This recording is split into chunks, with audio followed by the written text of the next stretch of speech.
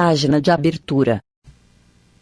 Do livro Caminho, Verdade e Vida, psicografado por Francisco Cândido Xavier, pelo Espírito Emmanuel.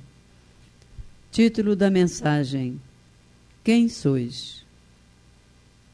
Mas o espírito maligno lhes respondeu: Conheço a Jesus e bem sei quem é Paulo, mas vós, quem sois? Atos 19:15. Qualquer expressão de comércio tem sua base no poder aquisitivo. Para obter é preciso possuir. No intercâmbio dos dois mundos, terrestre e espiritual, o fenômeno obedece ao mesmo princípio. Nas operações comerciais de César, requerem-se moedas ou expressões fiduciárias com efígies e identificações que lhes digam respeito. Nas operações de permuta espiritual, requisitam-se valores individualíssimos com os sinais do Cristo. O dinheiro de Jesus é o amor.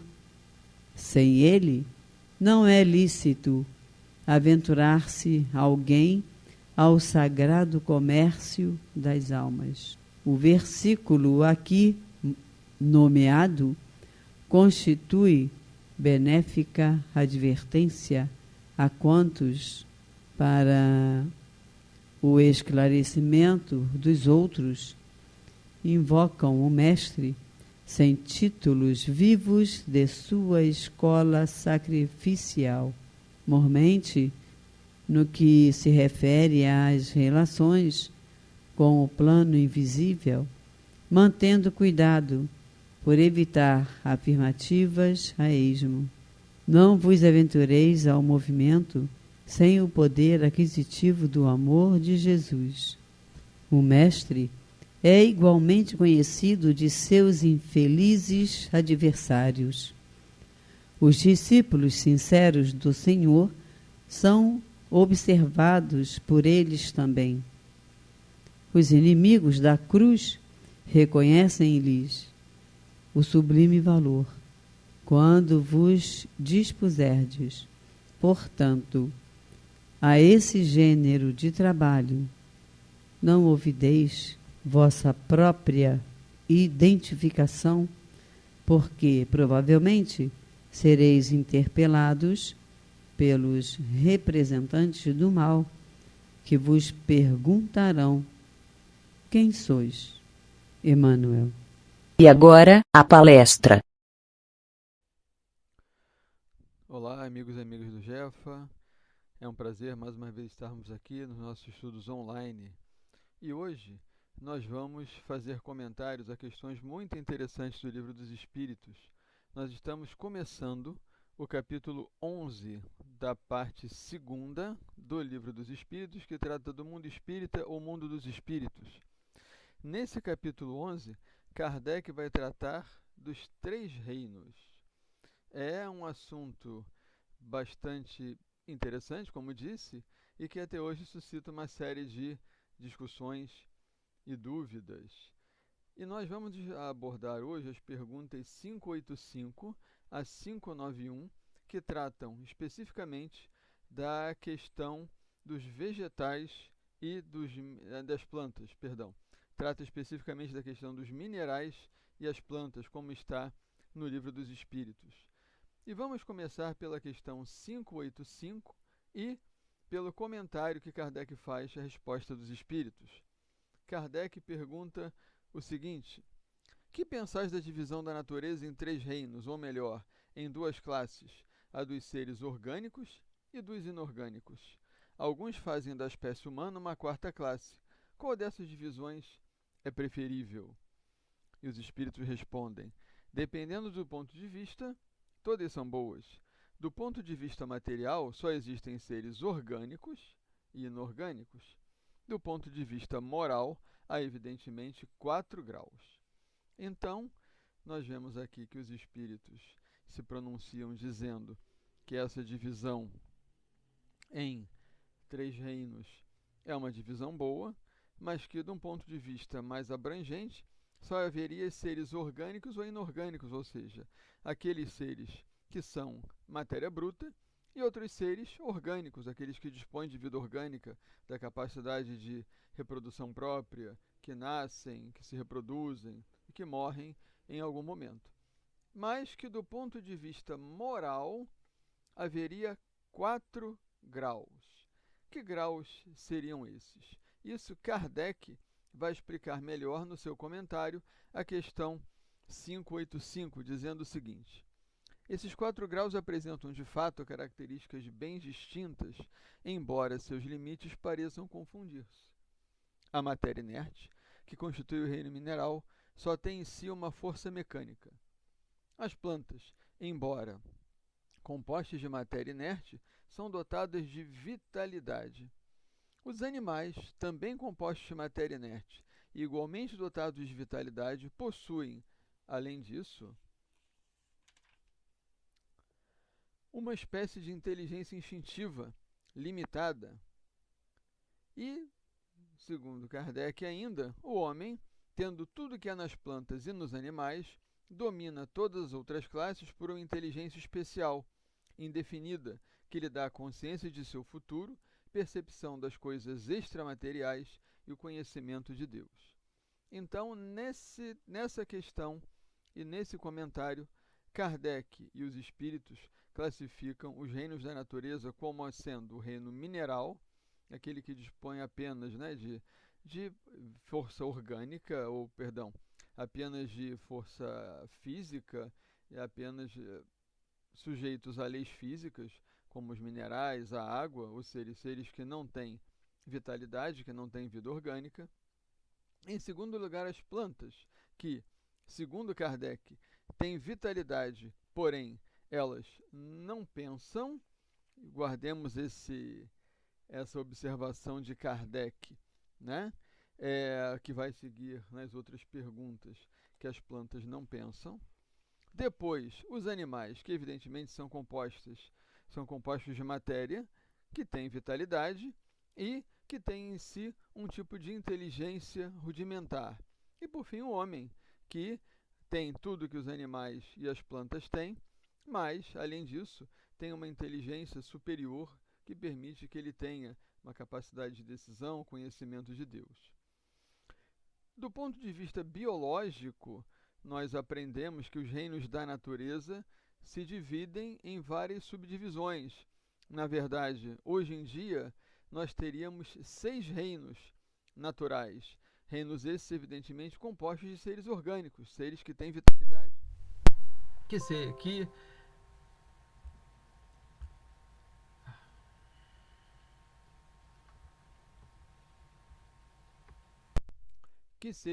Que reinos seriam esses? Nós teríamos, portanto, o reino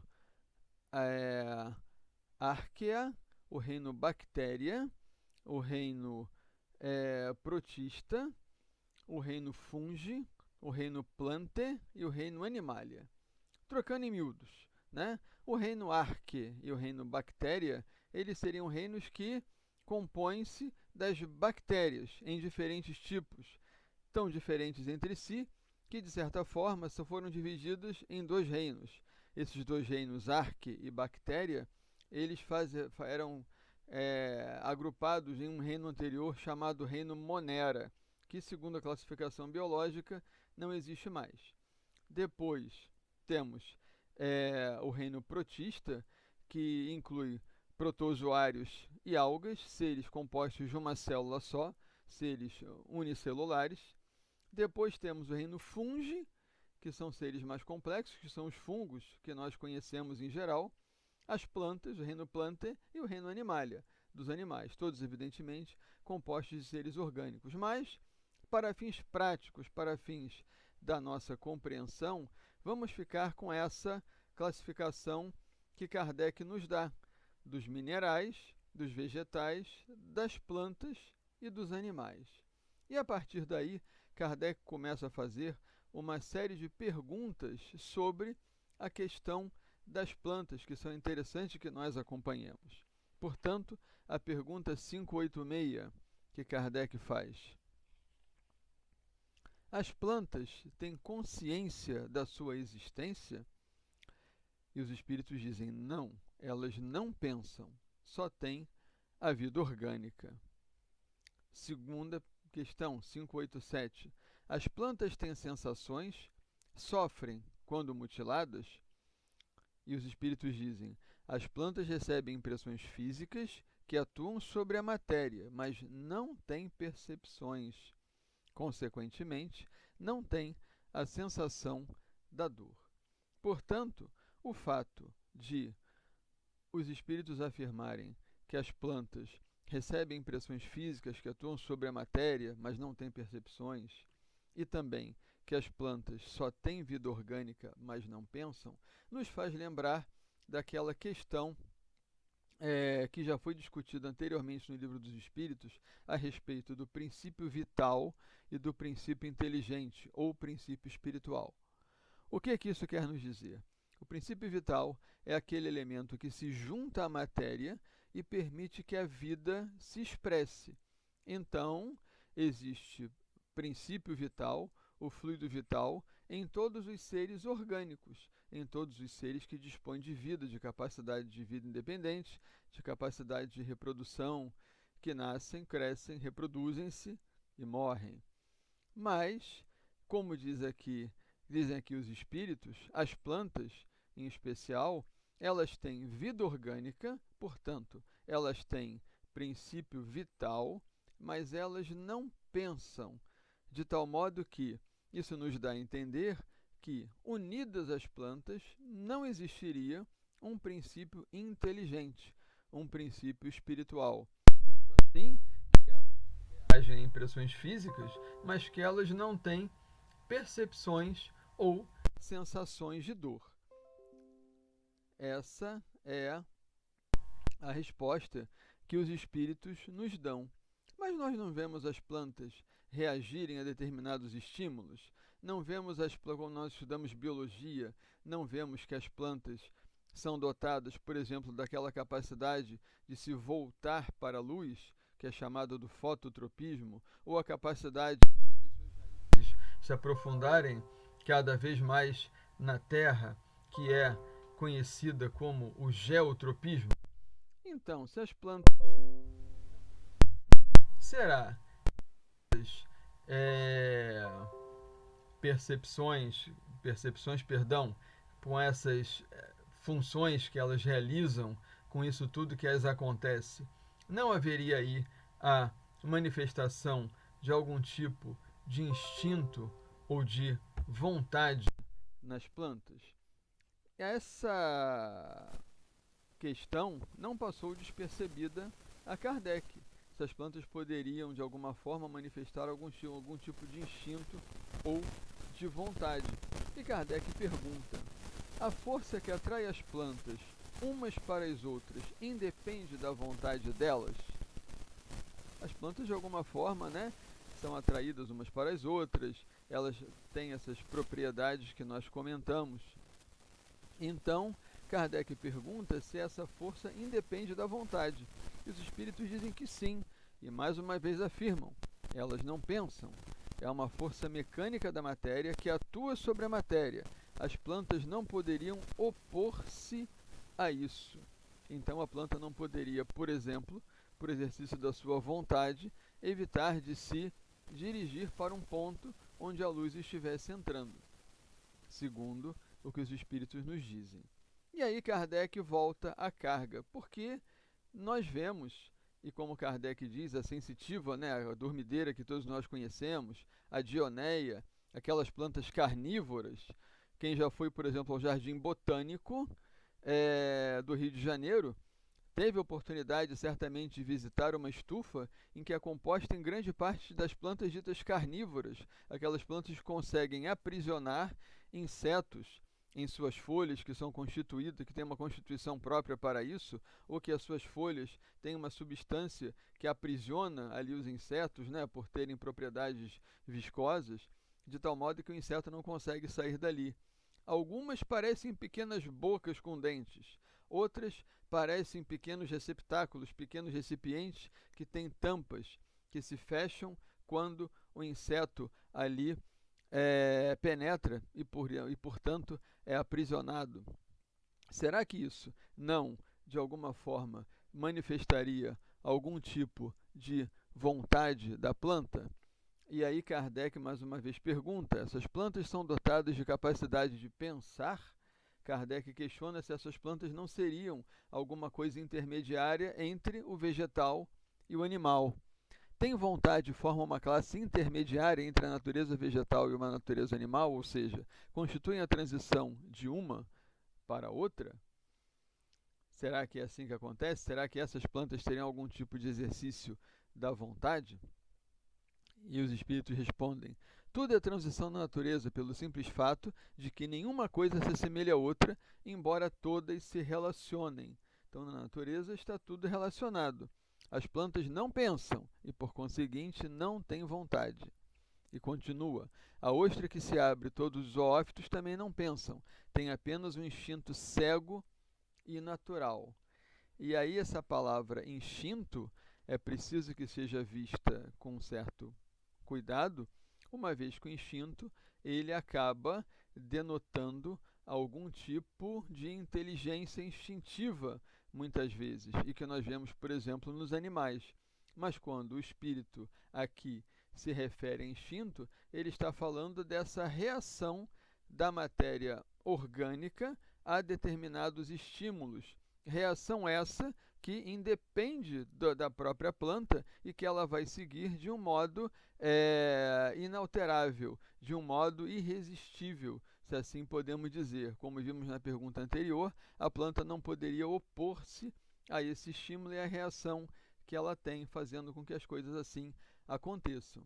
Portanto, mais uma vez, ainda nessas plantas que poderiam denotar algum tipo de vontade, ainda assim essas coisas acontecem de uma forma mecânica e automática pelos mecanismos celulares que elas têm, fazendo com que, em determinados momentos, a planta possa exercer algumas coisas que são automáticas. Toda vez que nós encostamos nas folhas de uma dormideira, ela fechará aquelas folhas, ela não tem como se opor a isso, né? O toque leva com que determinados mecanismos naquelas pequenas folhas se acionem e elas são fechadas. Vão se abrir depois de um certo tempo e se fecharão automaticamente novamente quando forem tocadas. Portanto, mesmo essas plantas que são diferentes das plantas comuns, ainda assim não têm essa possibilidade do exercício da vontade, como diz aqui a doutrina. E Kardec novamente pergunta: não haverá nas plantas, como nos animais, um instinto de conservação que as leve a procurar o que lhes possa ser útil e evitar o que lhes possa prejudicar? Será que existe algum instinto de conservação?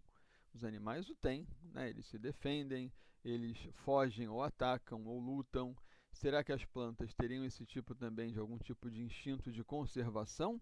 Já vimos que a reação da matéria orgânica ela faz com que a planta possa prover a sua sobrevivência. Ela vai produzir flores, ela vai produzir frutos, ela vai orientar-se na direção daquilo que vai propiciar a sua sobrevivência, dirigindo-se, por exemplo, para a terra, ou procurando o ambiente aberto, procurando a luz. Mas será que isso se enquadraria como um instinto efetivamente? E, novamente, vamos aqui ao que os espíritos nos dizem. Há, se quiserdes, uma espécie de instinto. E aí, novamente, nós lembramos que os espíritos reclamam que nós não temos uma palavra para cada coisa. E com isso nós temos muitas vezes que nos debater em relação ao significado das palavras, já que uma palavra só pode ter vários sentidos diferentes. Então, ele diz aqui, a nossa escolha, se nós quisermos chamar isso que a planta tem de instinto, é problema nosso, né? Dependendo da extensão que se dê ao significado dessa palavra, mas é um instinto puramente mecânico, ou seja, não está ligado a nenhum exercício de vontade da planta, é mecânico, ela é estimulada e ela reage. quanto mais nós tratarmos de uma planta, né, adubando, regando e tudo mais, mais ela se desenvolverá de uma forma inteiramente mecânica, como dizem aqui os espíritos. Quando e aí os espíritos fazem uma comparação em relação a esse conceito, digamos assim, expandido do instinto, né? O que se quer dizer por instinto? Quando, nas operações químicas, vedes dois corpos se unirem, é que eles se combinam, isso é, que há afinidade entre eles. Não chamais a isso de instinto. Uma reação química, né? Juntando, sei lá, oxigênio e hidrogênio, você vai ter a água. Os elementos químicos se combinam e formam compostos infinitos na natureza. É um instinto? É uma afinidade que existe entre eles, umas propriedades químicas que se manifestam e fazem com que eles possam realizar aquele efeito. Duas substâncias que se juntam e dão uma terceira. Aí é uma coisa puramente mecânica, apenas leis químicas e físicas atuam aí, e segundo os espíritos, nos reforçam todas essas questões. Também nas plantas, apenas leis físicas, biológicas, se manifestam, fazendo com que as plantas possam exercer ou possam mostrar a nós aquilo que eventualmente poderia parecer algum exercício da vontade, mas que os espíritos nos afirmam que ali não há exercício da vontade. É interessante notar, né, que essa é uma ideia muito sedutora. Nas questões que se seguirão, nós vamos ver a questão do princípio inteligente e dos animais, e nos parece uma ideia muito lógica de que haveria algum princípio também inteligente enfim, estagiando nas plantas. Mas o que a doutrina nos diz aqui, e novamente, quando vamos estudar isso mais profundamente em outra obra de Kardec, que é a Gênese, os Milagres e as Predições segundo o Espiritismo, novamente ali, quando se falam sobre as plantas, não há nenhuma citação a princípios inteligentes estagiando no estágio vegetal. Existe uma frase muito conhecida que diz que o espírito dorme no mineral, sonha no vegetal, agita-se no animal e desperta no homem. Frase que vem de filosofias orientais, que na verdade, como nós vemos, não tem uma correspondência com o que a doutrina espírita nos diz, uma vez que, se a doutrina, na resposta dos espíritos, nem contempla a presença de elemento espiritual no vegetal, quanto menos no elemento mineral, apesar de interessante que essa ideia nos possa parecer. Existe uma frase, que essa frase algumas vezes é atribuída a Leon Denis, mas na verdade Leon Denis, no seu livro muito interessante chamado O Problema do Ser, do Destino e da Dor, ele fala alguma coisa semelhante a isso, dizendo que o espírito dormiria no vegetal, sonharia no animal e despertaria no homem. Ideias de Leon Denis, que nós evidentemente respeitamos, mas essa ideia do princípio inteligente dormir no vegetal é alguma coisa que até o momento, como nós vemos aqui nos nossos estudos, que a doutrina espírita não contempla, apesar de ser uma ideia interessante, né, do ponto de vista da unidade de vistas da criação, como o próprio Kardec vai falar mais adiante nesse capítulo. Então, um capítulo bastante interessante, que traz ideias bastante curiosas. E, por fim, nossa última pergunta, que é a pergunta 591, a última do estudo de hoje. Nos mundos superiores, as plantas são, como os outros seres, de natureza mais perfeita? Será que as plantas nos mundos superiores, sempre a descrição de Júpiter no nosso sistema solar como um mundo mais avançado que o nosso, será que nesses mundos, em Júpiter, as plantas são mais perfeitas, mais aperfeiçoadas que as nossas? Os espíritos dizem, tudo é mais perfeito, mas as plantas são sempre plantas, como os animais são sempre animais, e os homens são sempre homens. Ou seja, apesar de lá a estrutura física, orgânica desses planetas ser uma estrutura mais elaborada, mais sutil e mais avançada que a nossa, ainda assim animais, vegetais e seres humanos têm todos ali a sua categoria. Então, meus amigos, temos aí ideias bastante interessantes para discutir, coisas bastante interessantes para pensar e não deixem de acompanhar a sequência do nosso estudo, quando continuaremos a discussão, enfim, os estudos desse capítulo, falando aí, então, sobre os animais e o homem, as relações que podem existir entre nós e nossos irmãos animais, relações orgânicas, relações espirituais, se elas realmente existem ou não. Então, fiquem todos com Deus, que Jesus nos abençoe sempre.